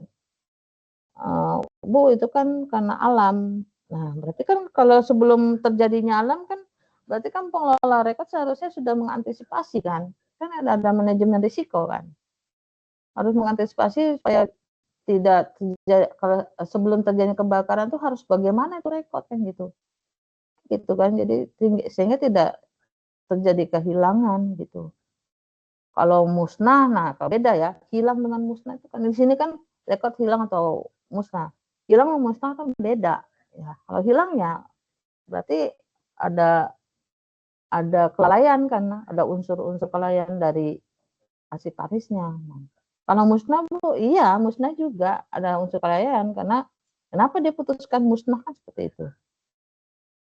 Jadi memang kalau bekerja di apa tuh, yang berkaitan dengan rekod, arsip, ada dokumen, informasi itu memang perlu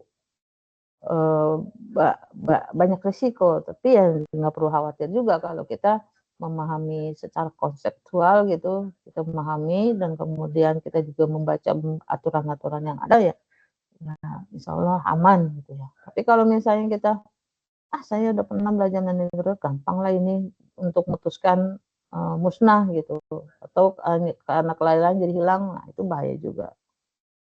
Nah bahaya juga.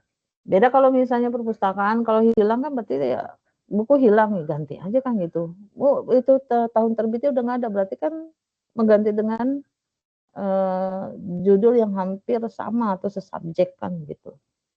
Beda kalau dengan arsip kan gitu ya, agak beda. Makanya kerja di rekod ibarat kata karena mungkin resikonya lebih gitu dari perpustakaan ya, wah gajinya juga lebih besar perpustakaan. Oke, dan kemudian yang aspek manajemen rekod ada 5 ya, itu yang berkaitan tentang retensi rekod, berarti umur daripada suatu rekod ya. Kemudian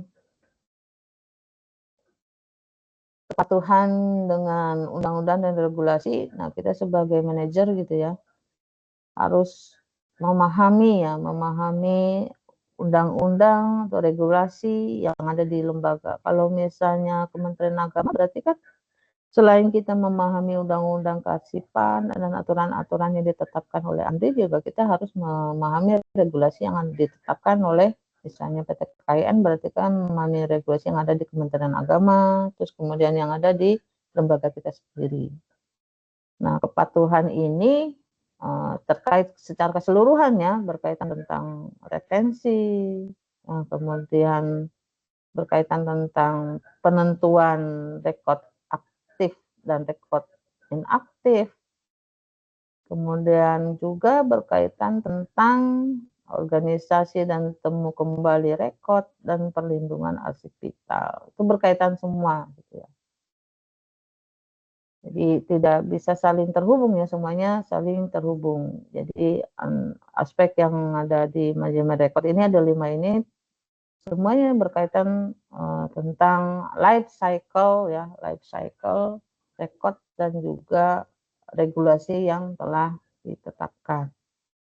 Kalau misalnya kita juga harus membaca regulasi ya. Kalau regulasinya itu ada yang upgrade, maka yang kita gunakan yang terbaru. Begitupun undang-undang kearsipan, kan undang-undang kearsipan yang pertama itu kan tahun 1971 kan. Berarti kita mengacu kepada undang-undang yang baru, yaitu Undang-Undang 2009. Oke, nah ini ada sedikit tentang pemahaman record keeping sistem. Jadi yang kita bicarakan tadi sebenarnya lebih, coba Ibu bisa nggak ini ya, besarkan, nggak kelihatan. Nggak bisa ya, nggak kelihatan. Oh ini bisa, oh iya bisa nih. Semuanya itu berkaitan tentang record keeping. Nah ini Anda bisa melihat nanti di bukunya J. Kennedy dan Sheryl Saunders, Ibu punya bukunya. Nanti Ibu bawa, nanti juga berkaitan nanti ke UTS ya.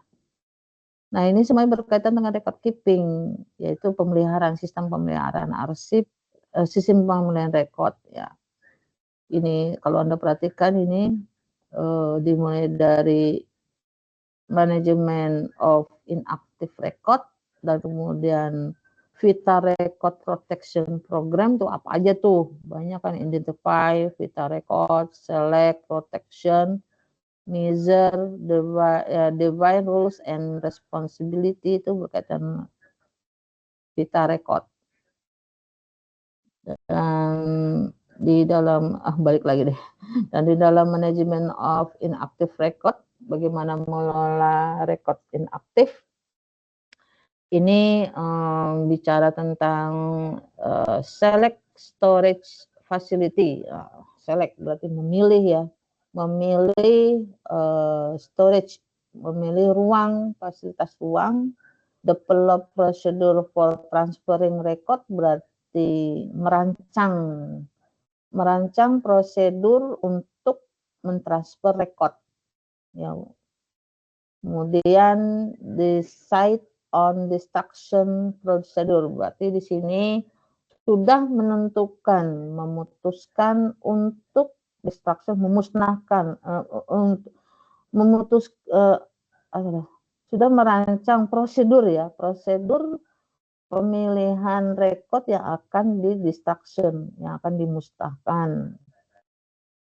Terus kemudian di Management of Inactive Record ini juga sudah menentukan, memahami, menjelaskan rules and responsibilities ya, aturan-aturan dan tanggung jawabnya. Nah itu di dalam Management of Inactive Record. Tadi yang kedua nih vital itu tadi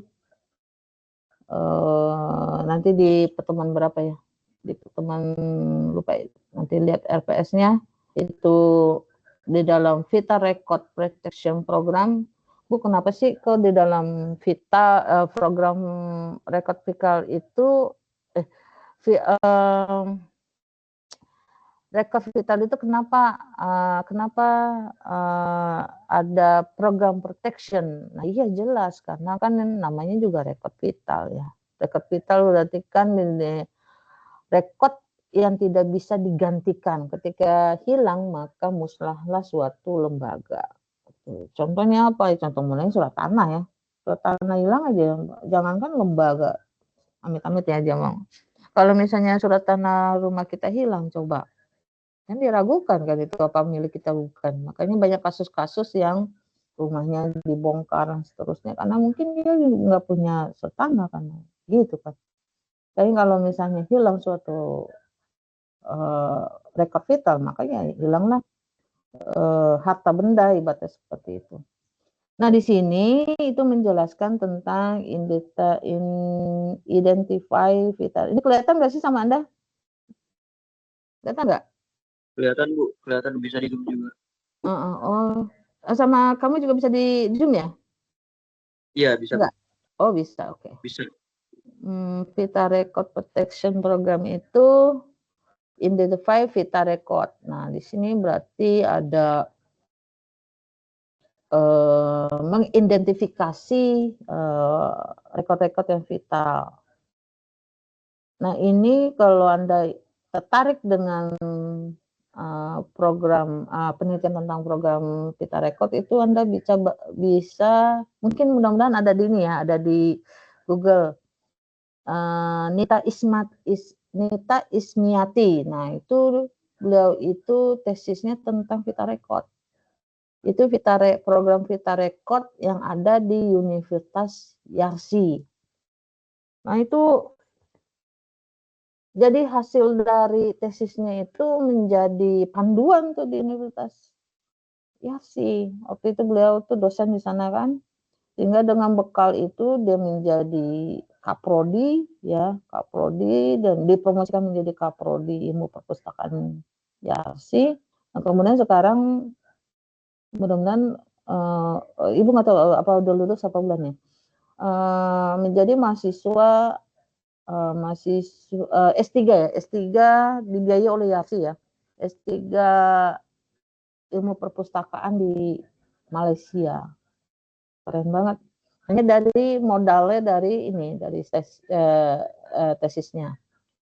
Jadi misalnya Anda nanti misalnya bekerja gitu sebuah perusahaan atau lembaga, belum ada program Vita Record Protection, nah, coba buat. Jangan-jangan nanti Anda menjadi kepalanya kan, nggak tahu juga kan. Jadi kepala pusat pengembangan dalam memproteksi rekod. Nah, itu kan keren tuh. Nah, kemudian yang kedua, select protection measures. Jadi apa sih measure itu bahasa Indonesianya apa ya? Menjaga ya. Measures itu apa ya bahasa Indonesianya? Protection itu kan menjaga ya. Select memilih rekod-rekod yang ibaratnya bahasa mudanya rekod-rekod yang akan diproteksi gitu kali ya. Jadi ternyata tidak semua dari kalimat ini kan tidak semua juga rekod vital itu diproteksi gitu ya. Mungkin contohnya kayak apa ya? Kayak pembelian mobil kan ada BPKB-nya tuh. Nah, ketika masa aktifnya maka akan dimasukkan ke dalam program Vita Record kan. Jadi masuk ke ranahnya protection gitu. Tapi ketika misalnya dia sudah udah masa artinya mobilnya mungkin udah tua dan seterusnya perlu di-upgrade, maka kan harus dia dilelang dan seterusnya, makanya harus keluar dari select protection ini kan BPKB-nya gitu kan. Nggak mungkin disimpan dong. Nah, harus dikeluarkan kemudian menjadi milik orang kan seperti itu. Dan kemudian define rules and responsibility, memahami ya aturan-aturan dan tanggung jawabnya. Dan kemudian yang ketiga itu apa ini ya? 1, 2, 3. Nah, ini 3.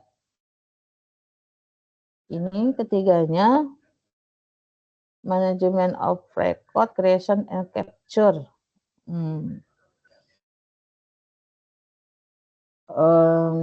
Di sini jadi merancang atau mendevelop aturan-aturan fungsi-fungsi bisnis gitu ya, untuk mengontrol masa capture penciptaan, terus menjaga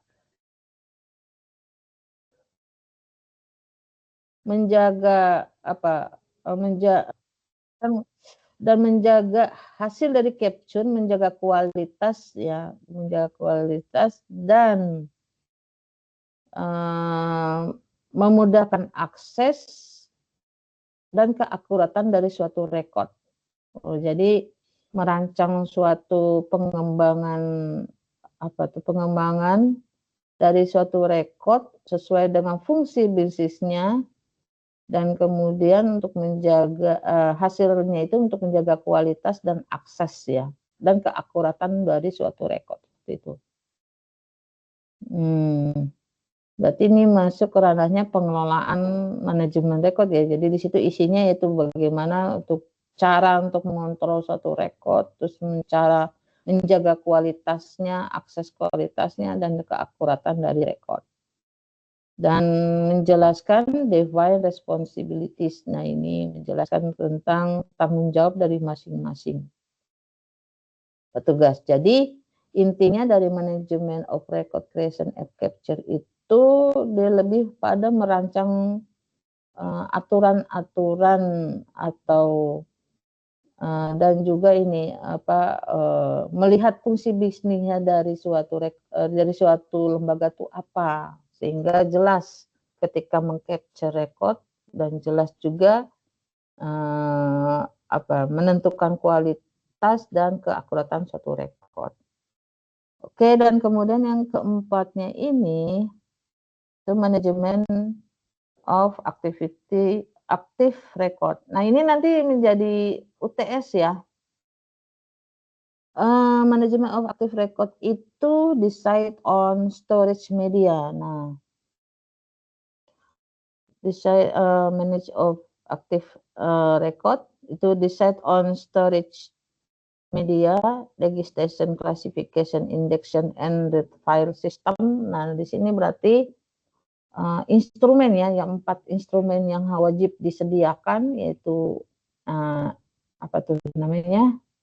TND, tata naskah dinas, klasifikasi, indexing. Nah, tapi di sini klasifikasi indexing jadi satu ya, dan retrieval system, temu balik suatu sistem. Berarti di sini juga merancang klasifikasi keamanan dan akses arsip ya. Karena di bawahnya itu information security measure. Kemudian tracking system. Nah, yang sama ya, bagaimana untuk men-tracking suatu archive berbasis sistem. Terus record dokumen management software. Nah, di sini sudah merancang suatu software ya berbasis dokumen atau record. Terus kemudian filing sequence, itu membuat suatu filing, pembenahan atau tata kelolanya seperti apa, kan gitu ya. Kemudian storage equipment rules and responsibility, berarti membuat aturan penempatan ya storage dan siapa yang bertanggung jawab. Kalau dari Ibu kan ini record keeping itu kan dimulai dari manage inactive, vital, kemudian management of record creation and capture, kemudian management of active record. Seharusnya kan kalau Anda perhatikan Bu, seharusnya kan bukannya dari management of active record gitu ya. Dan kemudian baru ke management of active inactive kan ya. Kan aktif inaktif nih. Seharusnya yang 4 1 kan yang 4 ini jadi 1 kan, yang 1 jadi 4. Jadi 2 kan gitu ya. Terus baru yang 3 ini benar jadi 3 kan, manajemen record, creation, capture. Nah, baru nih keempat kita. Nah, tapi kalau dari bukunya yang begitu ya jadi ya ikuti aja kali ya. Kalau agar sistematis kan seharusnya dimulai dari aktif dulu kan, yang nomor 4 ini loh, yang ini. Bentar, ini yang ini. Seharusnya kan dari inaktif dulu ya record sistemnya, dari inaktif kemudian jadi inaktif gitu kan sini. Kemudian baru tuh manajemen record capture, creation and capture, kemudian revital. Cuman dari bukunya Kennedy ya seperti ini, jadi kita mengikuti saja. Nah, untuk merancang record system itu sebetulnya dimulai dari melihat kebutuhan dari lembaga, apa sih yang dibutuhkan, itu dianalisis dulu gitu. Ya kan, dianalisis, itu memerlukan establish term of reference of for study investigate. Berarti melakukan survei, observasi dan seterusnya untuk melihat kebutuhan dari lembaga itu apa gitu. Untuk membuat suatu program dari manajemen rekod gitu. Terus kemudian siapa sih yang akan men-support dari manajemen itu? Berarti kan butuh dana ya. Nah, setelah itu baru dirancang record operations and disposal planning. Di sini.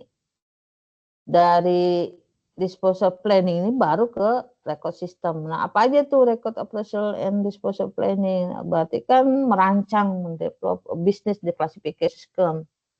Berarti ternyata membuat apa tuh? Membuat suatu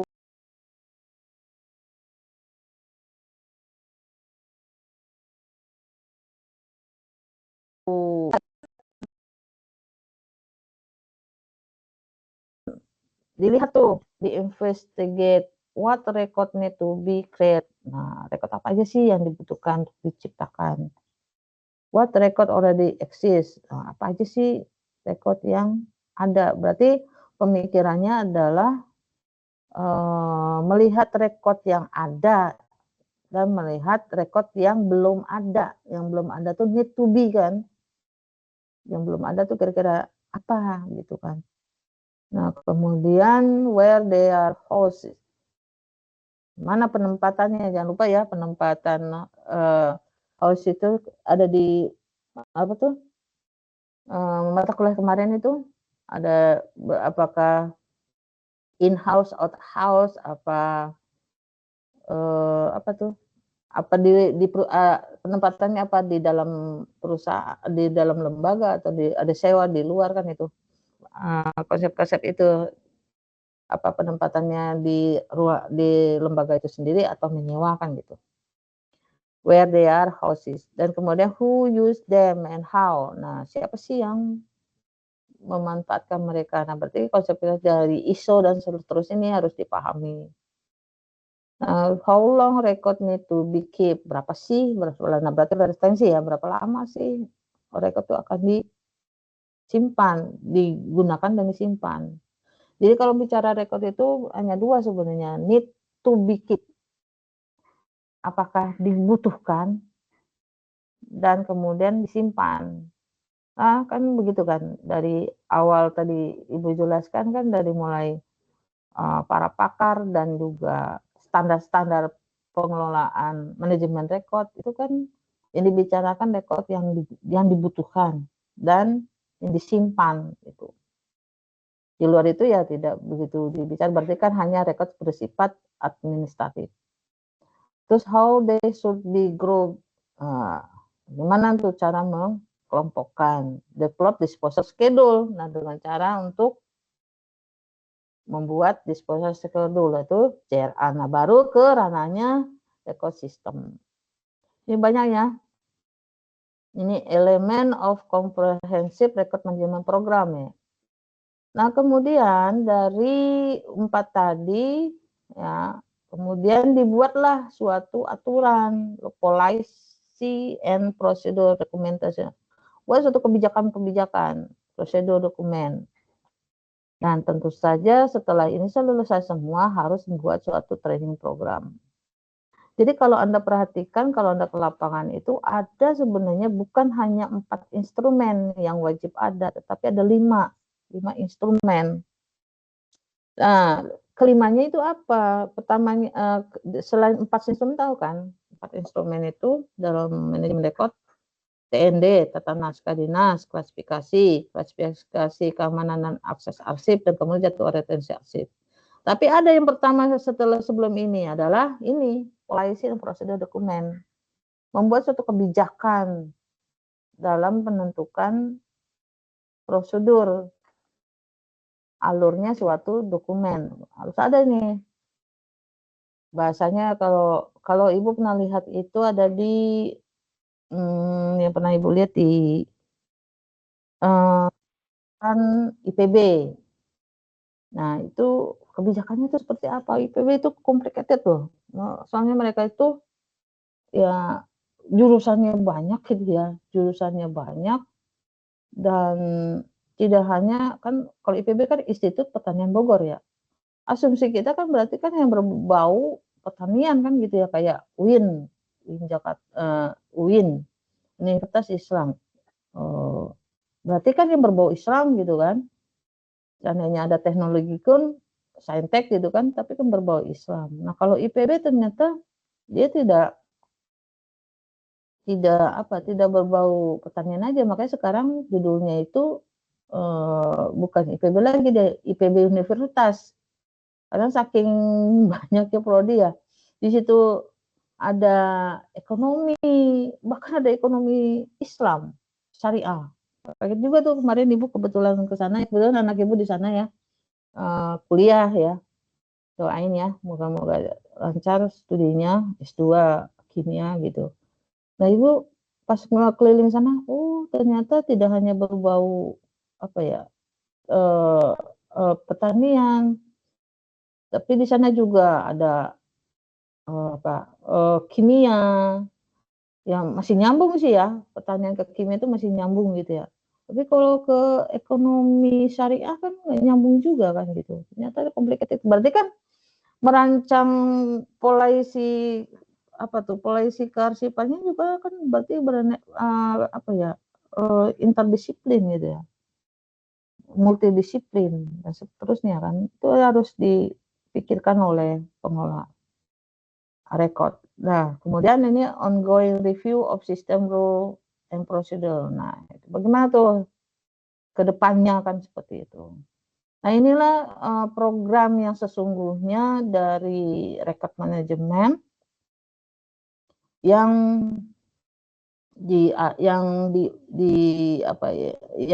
menurut pendapat J. Kennedy dan Schuyler. Nah, ini kalau Anda mau mengkaji ini, bukunya Ibu ada. Bentar ini jadi Ibu nggak bisa klik lagi. Gimana cara? Nah, ini sudah Ibu tadi jelaskan bahwa sistem record keeping adalah kerangka kerja struktur yang digunakan untuk menciptakan, mengelola, menyimpan, mengakses, dan memusnahkan rekod secara sistematis dan sesuai dengan prinsip tata kelola informasi. Nah, itu sistem record keeping ya, kerangka kerja terstruktur ya. Nah, yang digunakan untuk life cycle bahasanya gitu kan. Memusnahkan rekod secara sistematis dan sesuai dengan prinsip tata kelola. Dan ini penjelasannya tadi udah sedikit Ibu jelaskan ya, bahwa penciptaan rekod itu siapa sih, menentukan jenis rekod yang harus dibuat oleh siapa, ada dalam format apa, klasifikasi rekodnya, mengelompokkan rekod berdasarkan fungsi, subjek, dan struktur organisasi, dan penyimpanannya apakah secara fisik atau secara digital secara aman. Nah, ini dengan sistem indeksisasi. Nah, ini masih jarang nih indeksisasi. Kalau untuk mudahnya mungkin contohnya email ya. Email Google itu kan untuk mencari email yang banyak gitu ya. Jadi punya kita sendiri. Kadang-kadang kan ada udah 1.000, 2.000 mencarinya susah. Tapi kan ada sistem indeksisasi kan mudah. Misalnya mencari SK misalnya di Ibu deh misalnya mencari SK gitu. Kebutuhan untuk untuk diajukan untuk naik pangkat dan seterusnya mudah mencarinya karena ada indeks. masih jarang gitu ya untuk indeksasi ini di pengelolaan rekod kita yang berbasis digital gitu. Terus menjaga akses dan keamanannya, siapa yang boleh mengakses. Nah, jangan lupa ini berarti kan klasifikasi keamanan dan akses arsip ya. Berarti dimulai dari biasa, rahasia, sangat rahasia gitu ya. Dan retensi dan disposisi, menentukan masa simpan, dan prosedur pemusnahan sesuai jadwal retensi. Bu, ada nggak sih misalnya ada bertanya software yang sudah ada retensinya? Kalau kemarin Ibu oprek-oprek Teams yang ada yang kita gunakan ini Teams, ternyata di situ ada kok retensinya, tetapi bahannya sampai inaktif. Jadi dia tidak sampai pemusnahan, tetapi dia justru di dalam sistemnya itu ada retensinya tanpa persetujuan dari kita. Kalau Anda menggunakan aktif ya, karena Ibu ada sedikit menggunakan, jadi misalnya Teams yang kita gunakan ini, misalnya untuk mata kuliah manajemen rekod semester 7C misalnya, ini akan hilang oleh sistem, bukan Ibu yang hapus. Ya, bukan Ibu yang hapus, tapi dari sistemnya dia udah diretensi kalau nggak salah 3 bulan kalau nggak salah 3 bulan deh. Nah, jadi tetap aja ya, maksudnya tapi itu maksudnya kalau misalnya berdasarkan konsep-konsep kasih kan seharusnya harus bertanya dulu dong sama kita gitu kan, maksudnya sama kita tuh sama pengguna gitu. Berapa lama nih gitu kan gitu. Tapi di situ langsung mungkin berkaitan juga dengan anggaran kali ya, anggaran penyimpanan itu kan besar kan kalau misalnya disimpan, coba seluruh dosen misalnya menyimpan Teams kan besar itu penggunanya. Jadi mereka membatasi sampai 3 bulan kalau nggak salah nanti ini akan hilang. Makanya kalau Ibu rajin tuh suka Ibu download dan kemudian simpan di tempat yang lainnya gitu. Tapi kan kalau misalnya kita simpan semuanya juga, misalnya 3 kelas 7A, C, D, belum nanti yang itu loh, yang record copy ongoing misalnya, yang kedepannya seperti nanti tambah lagi kan nggak mungkin juga. Jadi memang harus ada pemilahan dan pemilahan ya. Mana yang disimpan, mana pemilahan dan memilih mana yang disimpan dan mana yang dibuang seperti itu. Nah, yang lebih hebatnya justru kalau Anda perhatikan, kalau Anda pengguna YouTube gitu ya, YouTube itu kan tanpa retensi kan, itu malah justru yang retensi kita sendiri kan. Kayaknya itu hebat banget tuh YouTube itu. Kita upload tidak hilang gitu, kecuali kalau yang kita upload itu misalnya ada lagu yang kena haki, nah itu mereka memberikan peringatan kan seperti itu. Yang sebagai contoh yang tidak beretensi kalau menurut Ibu sih YouTube ya. Itu juga kan pengarsipan juga kan di situ disimpan. Dan kita sendiri yang ngatur kan kalau untuk aksesnya kan seperti itu. Dan kemudian audit dan monitoring. Nah ini ya, audit dan monitoring nanti Anda bisa tanyakan ke Bu Arum ya. Nah, seperti apa sih Ibu juga pengen tahu tuh. Gimana sih cara pelaksanaan audit terhadap arsip gitu ya. Nah ini intinya meninjau efektivitas sistem dan memastikan kepatuhan terhadap kebijakan. Berarti yang diaudit sistem kepatuhannya ya berarti ya.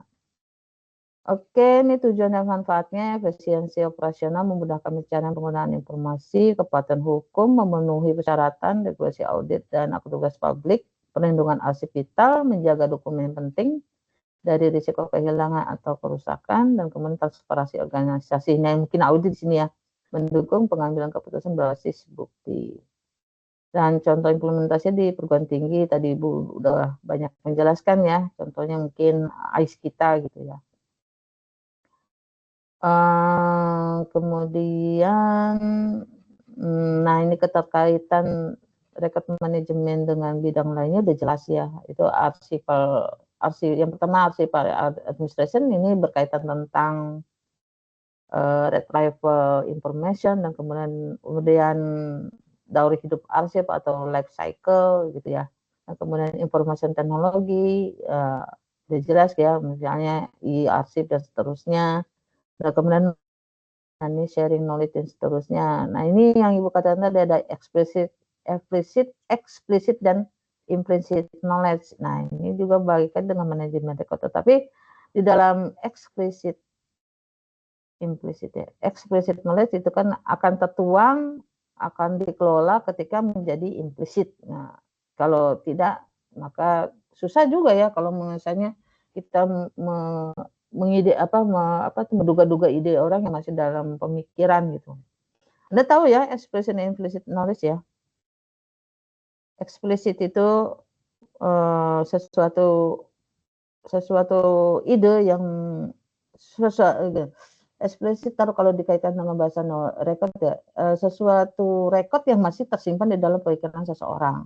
Nah, ketika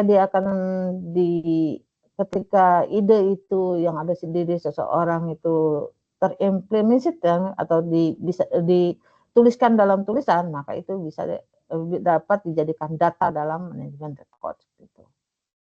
Dan kemudian library science. Nah, otomatis ya, library science itu bisa berkaitan tentang penyimpanan dari kalau menurut Ibu sih, kalau library science itu lebih kepada keterkaitan dalam pengelolaan informasi. Nah, ini ke tempat bidang ini yang berkaitan langsung dengan manajemen rekod. Nah, ini daftar pustakanya. Nah, ini nanti Irapen, Gail Penick, Jim Coulson, record manajemen, dan J. Kennedy Harry Sonder, record manajemen. Ini nanti dijadikan, nanti Ibu beri Ibu bawa pas nanti hari Rabu, nanti dijadikan bahan diskusi untuk UTS. Oke, mungkin itu. Oh iya, satu lagi ya. Nah, udah itu dulu deh.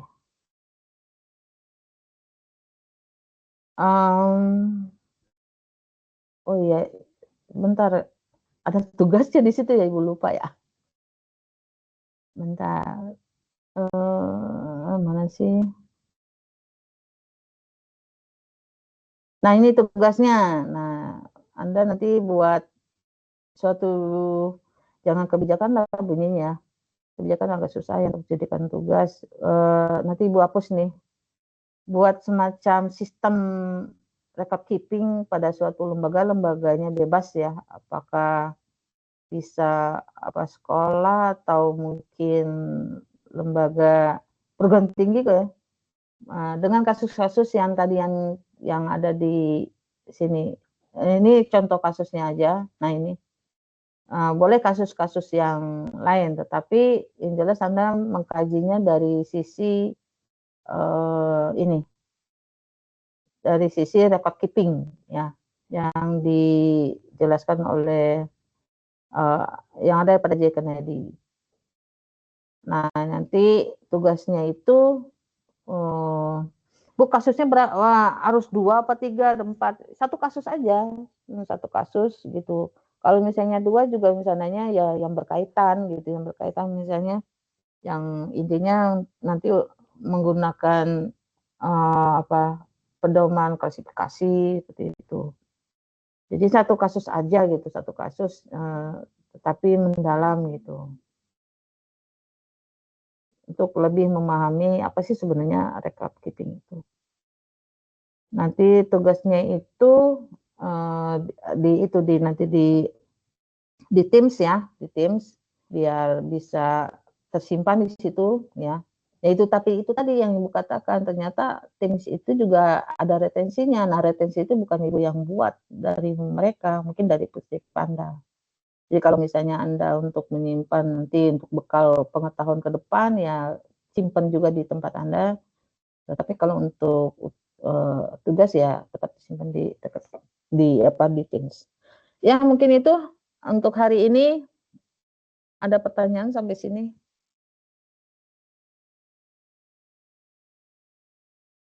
Bu, untuk deadline tugas yang tadi bagaimana?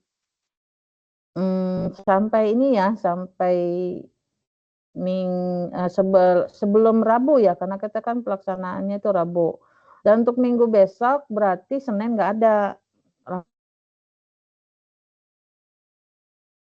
Jadi hari Senin kita tidak masuk ya, tetapi Rabu langsung. Ini apa nih? Kamis ya? Kamis, Berarti Bu. hari Senin dan Kamis kita tidak masuk, tapi langsung di Rabu. Gitu. Secara offline. Baik, Bu. Ibu maaf, ini masuk ke tugas individu atau kelompok ya, Bu? Enaknya apa?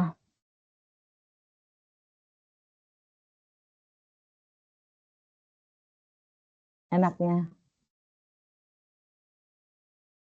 Ibu kasih pilihan.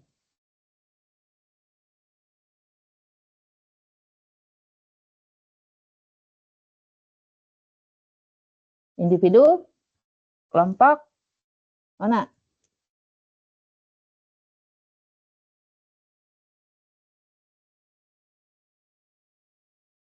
Ayo.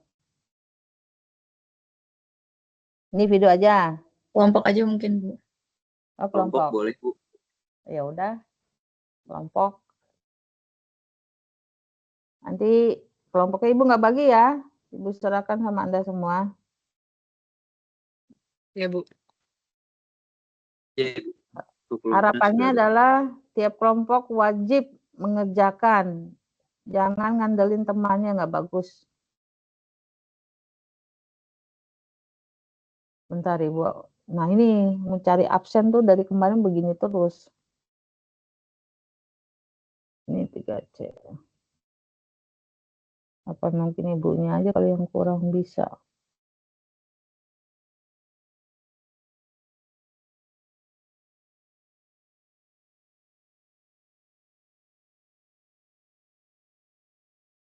Oh ini nih.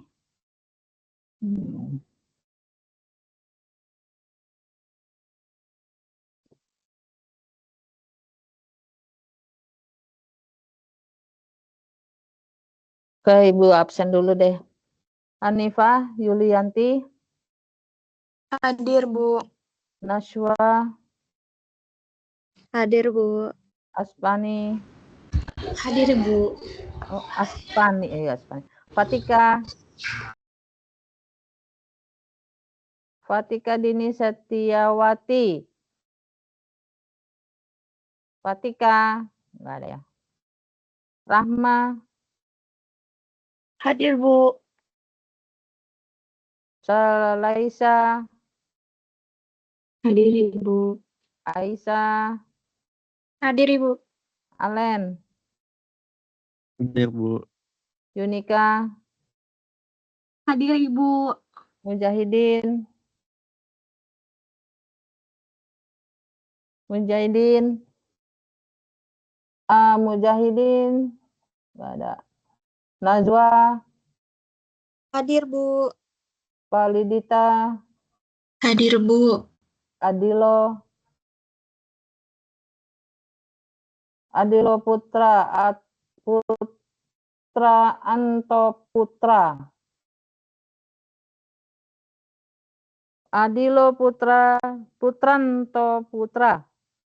Nggak ada. Zauza, Hadir, Bu.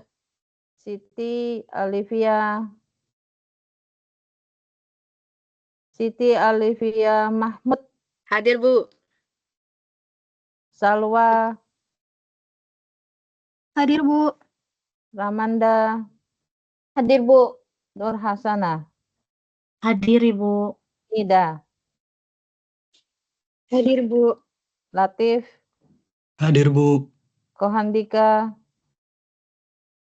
Hadir, Bu. Keisa, Hadir, Bu. Hania, Hadir, Bu. Adam, Adam Arya Febriansah, Adam Arya Febriansah, nggak ada. Muhammad Albani, Muhammad Albani Fahreza. Hadir, Bu. Oke, ntar Ibu save dulu, baru masuk lagi. Karena slide-nya ada 2. Oke, Afrida, Hadir, Bu. Aprilia, Hadir, Putri, Ibu. Aprilia Wijaya. Hadir, Ibu. Adik kakak tuh gimana? Bukan, Bu. Audrey, Hadir, Bu. Ayu, Hadir, Bu. Askanisa, Askanisa Latifah Wahid. Askanisa Latifah Wahid. Nggak ada. Azahra, Hadir, Bu. Bella. Bella, Rahmilia Umairoh. Bella Rahmanlia Umairoh. Nggak ada. Bella hadir, Bu. Yahya. Hah? Lagi kendala speakernya, Bu. Oh gitu, oke. Ya. Ibu soalnya nggak lihat nih. Ya, Oke, Bu. Cahya, Hadir, Ibu. Zahira. Hadir, Bu. Oke. Berarti yang Ibu, nggak maaf, masuk. ini tadi Aska chat saya, dia udah ngomong cuman nggak keluar, Bu, suaranya. Aska yang mana nih? Askanisa. Askanisa Latifah Wahid, iya, Bu. Oke. Ibu save dulu. Yang nggak masuk Fatika, Mujahidin, Adilio, Adam.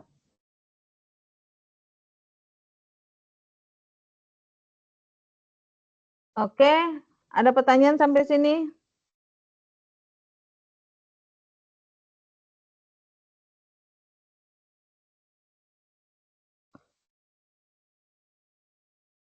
Kita sampai jam berapa ya, Audrey? Kalau di jadwal sampai jam 10, Bu. Oh, sampai jam 10. Iya. Oke, mungkin itu untuk hari ini. Kurang lebihnya Anda tetap harus membaca ya. Membaca, apalagi mungkin di antara Anda ada yang berminat untuk mengkaji meneliti rekod ya. Mudah-mudahan sukses untuk ini kan masa-masanya pengajuan proposal apa sudah lulus proposalnya? Belum, Ibu, masih di tahap penyusunan. Oh, penyusunan. Oke, moga-moga lancar. Oke, mungkin itu untuk hari ini. Sampai jumpa insya Allah Rabu di Perpustakaan Pusat. Dan jangan lupa Audrey, Ibu minta tolong untuk segera membuat surat peminjaman tempat di Perpustakaan Pusat. Walaupun itu kemarin Ibu udah sounding, tapi tetap butuh suratnya. Baik, Oke ya, Ibu. makasih. Dan mungkin tuh kita akhiri dengan baca hamdalah sama-sama. Alhamdulillah. Banakallahumma bihamdika asyhadu an la ilaha illa anta astaghfiruka wa atubu ilaik. Assalamualaikum warahmatullahi wabarakatuh. Waalaikumsalam warahmatullahi wabarakatuh. Terima kasih, Bu. Waalaikumsalam warahmatullahi wabarakatuh. Terima kasih, Bu. Sama. Terima kasih, Bu.